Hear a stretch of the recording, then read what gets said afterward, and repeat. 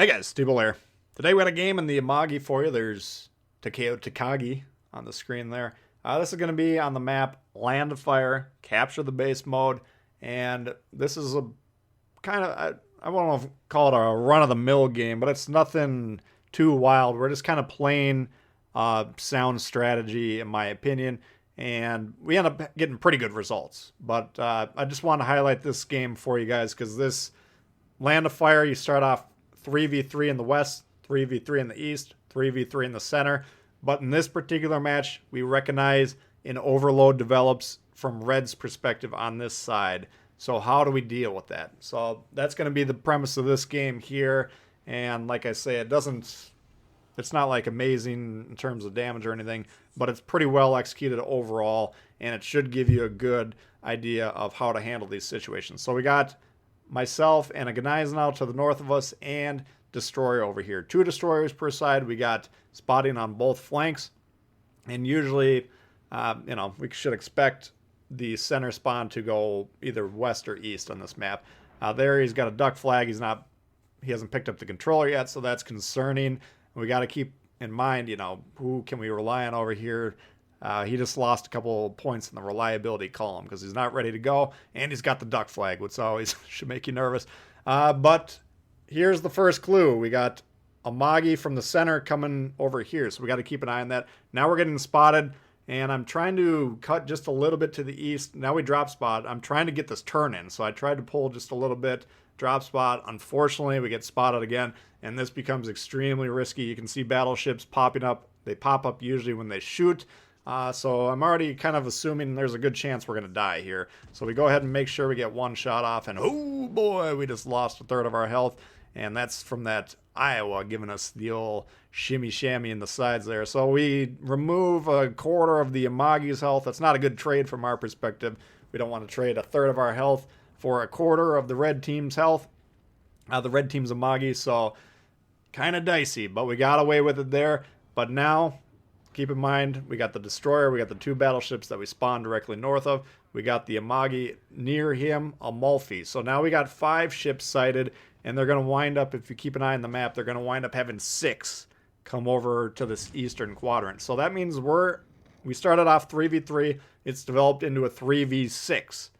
What does that mean? Well, assuming blue leaves the base, which they actually are going to do this game, that means we got a 6v3 over there on the west. And that means, we got an advantage on one part of the map. They got an advantage on this part of the map. Now, when we're on our weak side, when we're on the Reds' overload, the name of the game, slow them down. We have to count on our blue guys to the west, they have the advantage over there. They got the numerical advantage. We have to count on them. We have to give them time to win that side. If you're saying to yourself, what are the odds that they can actually win that side? Doesn't matter. If your fellow teammates cannot win a 6v3, you're not going to win that game almost ever anyways. So sit back and relax. Don't worry about it. But over here, we got everyone shooting at us. We're kind of kiting away, going north. We're not necessarily gunning it. We're trying to get some distance between us and the Iowa who's parked on the moon. But, once we put a little bit of distance between him, we're not just going to keep running away. We want to stay here. We want to slow them down. Aim just a little bit low there, it looks like. Trying to blind fire that guy in the smoke. But, the name of the game is, yes, we're a battleship. We're weak. They don't currently know where our destroyer is. I assume I got more health, or less health, rather than the Gneisenau now, which means that we're probably going to be the priority target. So if we can angle against those heavy hitters, the Amagi, the Iowa, whatever else is over there, if we can stay alive just long enough to tie these guys up for a while, hopefully the blue on their strong side will punch through, kill those ships over there, and then either move into the base, the red base, pressure them that way, or move into the center of the map, get crossfire shots. But I'm keeping an eye on the flow of the game here. Now, blue's doing an all right job. They're a little bit slow. We got a lot of guys still in the base. They're a little bit slow for my taste, and we're going to ping the map a couple times throughout. But they're going to do their job. They'll get around to it. But I'm also keeping an eye on red. Now, look at how clumped up those guys are. And you can't actually tell because you can't see the light that escapes from a black hole. But there is actually a black hole located over there. That's going to suck those guys in together. We're going to continue to ping that venom. Get out of there, get out of there. And why is that? Well, again, look on the map. If that destroyer, well, I think we killed the destroyer that was over there, but if those guys move north, they can potentially cut that Venom off. We got Ganais now, we got Amagi, myself, are both kind of kiting away, conceding that side. But if those red ships move north aggressively, they can cut him off, limit his ability to escape, and then kill the destroyer. That can even up the fight there. So again, we're trying to wound these guys, cause as much damage, make this take as long a time as possible, and then hopefully kill 1 or 2 ships. Meanwhile, strong side for blue, hopefully they're going to win that fight. Iowa goes ahead and takes him down. And now, ooh, God, that Iowa really does not like the cut of my jib this game. He's definitely going to be focused on killing me for the remainder. But basically, aside from him, most of those other red ships weren't paying attention to me. They're no longer in range. And that allows me, I'm missing the destroyer on the map there. He was trying to push into our base, which isn't a good play at this point in the game. But basically, I'm trying to position myself in the center at this point in time. We kind of slowed down the push, blues pushing through on their strong side. And now if I can get a ship in the center, that's a very strong position for battleships, as long as they don't get focused. If you go right in the center to start the game and everyone shoots you, you die, that's not a good position. But as the game develops like this, and you can see we got enough resistance on our eastern flank that those guys, the red ships over there, they're going to be kind of tied up attention-wise dealing with them. So I'm moving. The goal is to get in the exact center of the map. Iowa's coming around, though. Again, he's kind of focused on me. We go ahead and take the opening shot there, and then we're going to try and turn in here. We don't have a lot of momentum here, and luckily he shot just a little bit forward there. If that was Citadel shots, I mean, it looked like he hit us with 1 Citadel, but that could have been lights out for this game. He angles in. We're going to try and angle in. I got advantage first shot on him, so I can get this full salvo off, trying to knock the guns out. You can see he's almost dead in the water, so we aim up right at the guns. If we miss the guns, we'll hit him superstructure, get some damage.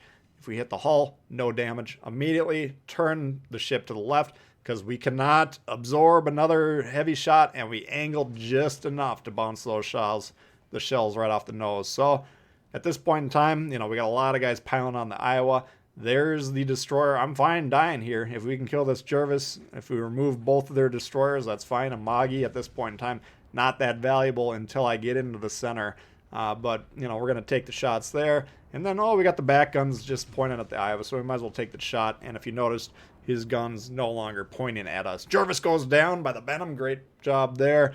And now they're in trouble. You can see Iowa continues to look. He's trying to get the crossfire on the guy pushing forward to his east. Yeah, but he's going to go ahead and take some torps, and down he goes. And now we can basically park right in the middle of the board, and that will pin these guys down. They're kind of overloading all the way in the flank. Strategically, not valuable real estate. If they're going to overload that side and they don't win it very quickly, again, think back, they had a 6v3. All 3 of our ships, I believe, maybe the Ganais now died, I'm not sure, but for sure the destroyer that we started with over there, we survived, and now, that's kind of a failure on their part. If you got that overload, you got to press the case, make sure you sink those ships, and then you can kind of turn your attention back to what's going to matter. Because you can see now, we got guys with more or less unimpeded access to their base. We're going to pressure the base.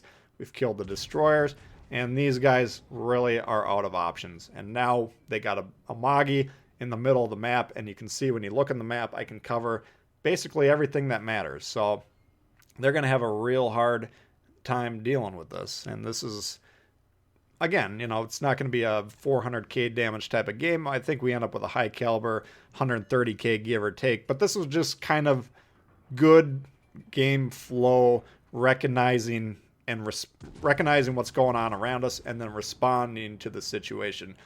We always talk about this game, you got to recognize reality as it exists, not as you want it to exist. So whether or not the play that I was going to make when the game started, whatever that play was that I had in my mind, once they move 3 extra ships over, creating the 6v3, that plays out the window. We can't no longer make that play, so we recognized that, responded, turned the ship around, got into a defensive position, slowed them down, helped allow our strong side, give them enough time to push through, They've wiped out the side over there, and now they're on the base. Destroyers came back, killed the destroyers.